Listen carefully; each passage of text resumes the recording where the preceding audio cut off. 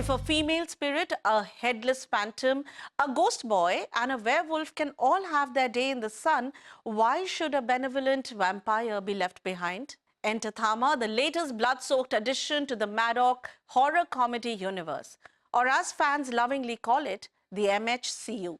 What started off as a fun, novel experiment in blending chills with chuckles has now become the MHCU's biggest challenge. And Thamma, directed by Aditya Sarpotdar, feels like a franchise trying to outrun its own shadow and tripping over its own cape.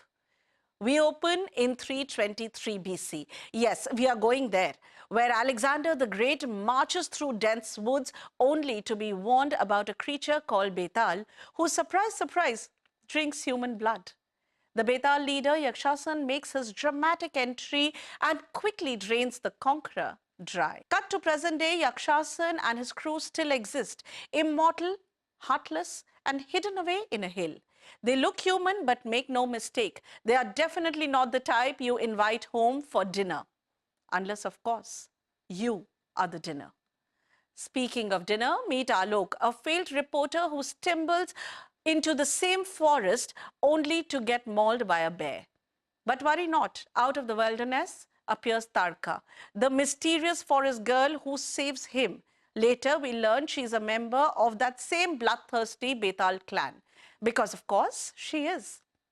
Tarka keeps saving Alok from bears, from Yakshasana, from bad decisions. Eventually, she even follows him to Delhi, where Alok's dad smells something fishy, or maybe fangy. One tragic twist later, boom, Alok turns into a vampire himself. Now, what's interesting is that for once we get a female savior with a serious hero complex. Tarka swoops in to rescue Alok again and again, even when he's ducking it out with Bhedia. Yes, that Bhedia. The crossover nobody really asked for, but everyone expected. The action, however, gets buried under layers of overcooked VFX. It's glossy, yes, but so much sheen, you almost miss the soul. By now, the MHCU formula has become painfully familiar. A few jokes, some jump scares, a CGI showdown, and a touch of family drama. Thamma dutifully ticks every box, but forgets to fill any of them with life. The one-liners don't land, the scares don't scare, and under all the folklore and fangs, it's really a love story between Tarka and Alok. Only problem? The writing is as lifeless as its undead leads.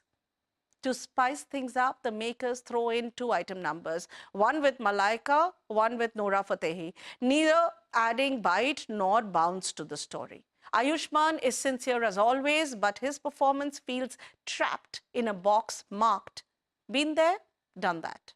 Rashmika, on the other hand, gets a part that suits her. Minimal dialogue, maximum mystic, and she plays Tarka with quite restraint. Sadly, the two share a chemistry, well, of a cold cappuccino. Paresh Rawal and Nawazuddin are, let's just say, criminally underused. The only real spark? Abhishek Banerjee, who steals the scene in a 2-minute cameo. His damn Anger and good actors are a rare species line might just be the best written moments in the film. Thamma had so much potential, an intriguing myth, room for reinvention, and a universe ripe for expansion. But instead of taking risks, it plays it safe. The result? A film that promises a bite but ends up barely leaving a mark. Thamma is ambitious, yes, but ultimately, it's the weakest entry in the Maddock horror comedy universe so far.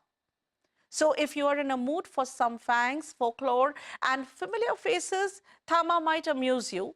Just don't expect it to draw too much blood.